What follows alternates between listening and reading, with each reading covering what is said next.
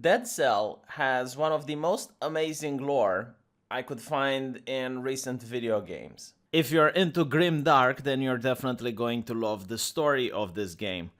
The main problem with it is that it's kind of similar to the way Dark Souls tells its story. You will find tidbits of lore here and there, but it's kind of difficult to piece together. Especially because most of the lore that you're going to find happens to be in small rooms throughout the game. And these rooms don't spawn every single time you play, meaning that it takes repeated playthroughs, and most of the time you kind of forget what you've read previously. And in this video, I hope that I can do a good job at piecing everything together. Now, this incredible grimdark story takes place in a fantasy kingdom, which is located on an island. The island has a castle, and around the castle there are various villages. The castle has at its head the king, and the king is guarded by two soldiers.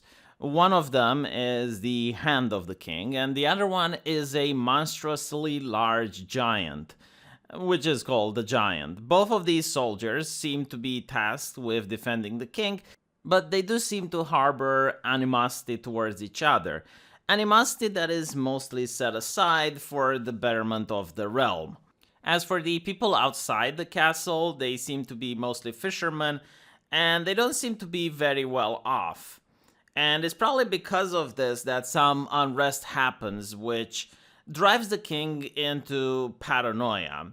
He starts to believe that the people are out to get them, which probably they are given the state of affairs. I mean, you have this luxurious castle that is an obscene display of wealth with, according to the lore, many important guests showing up, while the people seem to be living in abject poverty. And because of this, the king starts cracking down on the peasants, and he becomes more and more secluded, locking himself into the castle. And in the lore, you find small hints of the king's madness. For example, he killed the cook because he thought that the cook was out there to poison him, even though there was no such evidence. And because of that, the other guardsmen are complaining that the quality of the food has drastically decreased. But what is important to understand is that because of the paranoia, the king has no love or respect for his subjects. He actually fears them. And it's this fear that causes him to do the atrocities he's going to commit once the malaise is unleashed. The malaise seems to be some sort of illness, some plague, which is difficult to point exactly where it has originated.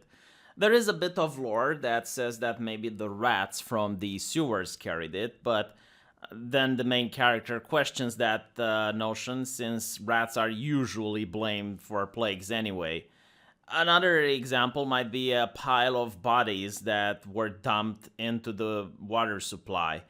But then the question is, were the bodies already infected when they dropped there, or were they the ones that initially carried the disease? Basically, the question is which came first, the chicken or the egg.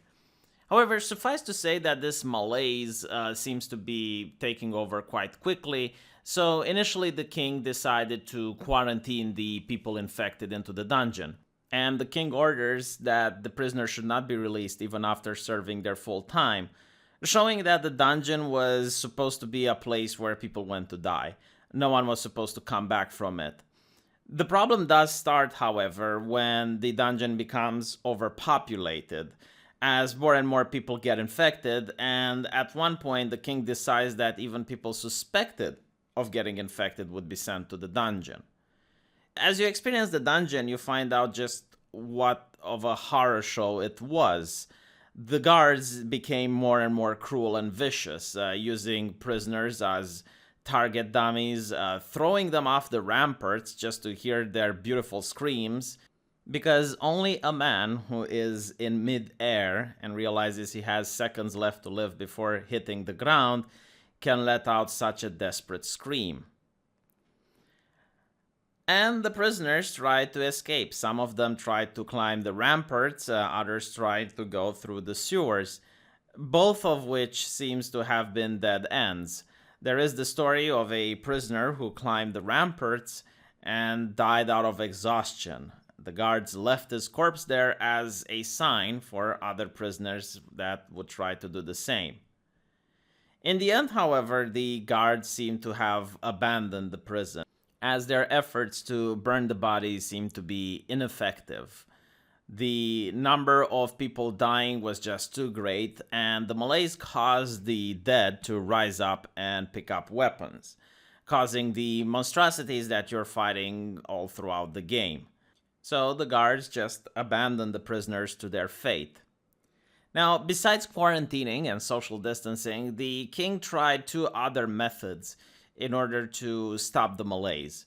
One of them was through magic, and the other one was through science. The way through magic was done by the sorceress, which suggested that the king would build a huge clock tower next to the castle, which he did. And this is where the sorceress inflicts another cruelty upon the poor inhabitants of the island.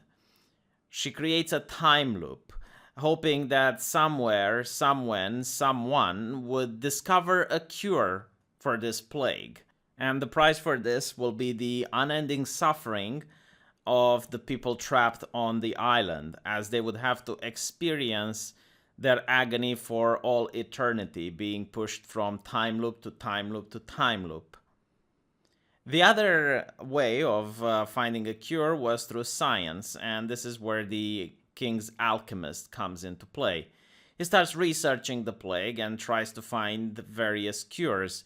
This, of course, uses a lot of quote-unquote volunteers, which throughout the game you can find the lore describing the suffering the poor folk have gotten through. Now, as you start the game, you find yourself as a blob which takes control of a beheaded prisoner. And you go meet a collector which tells you to collect these things called dead cells. He doesn't really tell you why or what he's going to do with them, but by giving them the cells, you unlock various weapons and powers and mutations, which are essential for completing the game. And as you progress through the world, reading all sorts of lore, you might eventually climb up the clock tower and fight the sorceress, who, instead of dying like the other monsters, she just manages to go through a time loop and run away. Afterwards, you will inevitably reach the castle, and as you battle all the guards, you will manage to get through the throne room, where the Hand of the King places a protective shielding around the king and then attacks you. You manage to defeat him, take his weapon, break the shield, and kill the king. The king's body floats in the air before exploding and destroys the prisoner's body the beheaded was inhabiting. But that's okay, because you are this little green bit of moss, so you cannot die, which means that you return back to the prison, take possession of another beheaded prisoner, and repeat the whole cycle. As you travel through the island, you realize that nothing changed. There's still monsters around. Everything is pretty much the same.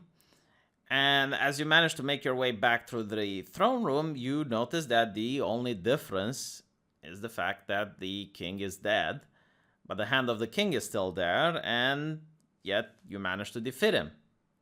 And then time resets, and you're back into the prison basement, taking possession of another prisoner, and you do this again and again. It's an endless time loop. And you'd think that this is the story of the game, but that's not quite. The game does progress past this point, as you can collect red dead cells. And what these do is that it makes the game a lot harder. The enemies affected by the malaise become stronger, and your character has access to fewer resources. But if you manage to collect 4 of these red cells, you unlock 4 of the 5 doors, which continue the story and give you various power-ups and abilities.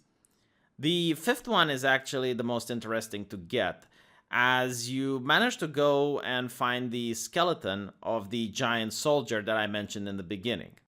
He seems to recognize you, and he goes through various emotions, from happiness to anger. And as you defeat him, you find out why. He informs you that you are the king. You are always the king. You are the person responsible for all the suffering and the misery that you've seen on the island. While trying to find the cure for the malaise, it seems that you have managed to do so. The green moss, which grants you immortality, is that cure. You cannot be sick from the malaise. However, you will always be tormented as you are stuck in this endless time loop. Now, the giant skeleton gives you the last dead cell, the last one required to open the last locked door. And as you do so, you climb atop the tallest observatory, and you manage to find the collector. And finally, you understand why the collector was gathering all these dead cells. He was gathering them in order to create a concoction called the panacea. You see, the collector was the alchemist all along, and he never stopped looking for a cure. Apparently, the panacea does make a person forget, but it also makes them incredibly violent, and it does heal their bodies. So, as you manage to fight the collector, you notice that throughout the battle, as you're damaging him, he drinks from the panacea, healing himself back up, and then constantly teleports the player higher and higher. This happens until a point where he forgets to shield himself, and as you attack him, you manage to get him to drop the bottle, and then you pick it up, you drink it, and you manage to defeat the collector.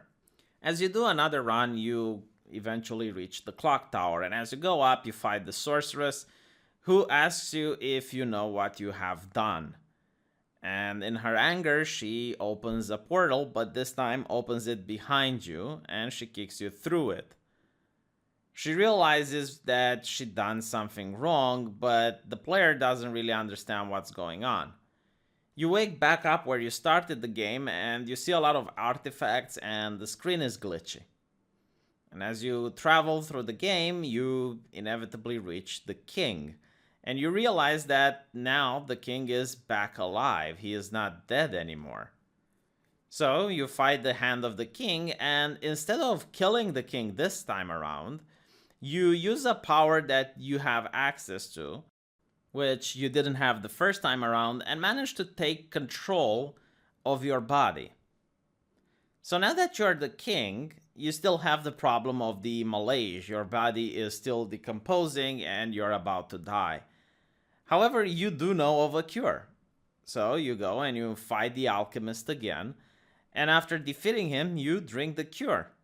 And happy ending, I guess? I mean, this is incredibly grimdark. The only person that managed to survive all of the carnage is the person that caused it. And as the king sits on his throne, he realizes that he is bored. Why? Well, because he is alone, surrounded by a mountain of corpses.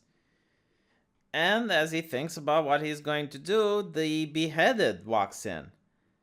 Because you see, there was a time loop, and this is why I guess everything was glitchy.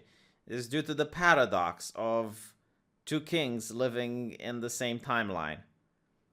And as you copy each other's moves and flip yourselves off, you then begin the combat, and this is where the game ends. Now, I didn't go through all of the lore, obviously, and there's a lot of tidbits and interesting things. The lore is incredibly grimdark, but it does manage to throw in a couple of jokes here and there. The atmosphere is quite confusing because in the beginning I thought that there's a lot of jokes and a lot of light humor, so I thought that the tone the game is going with is completely different. It does also make you think that you're the hero, that you're trying to save this island or at least try to escape the prison, but in reality it's none of that. Let me know what you think, and I'll see you guys in the comment section.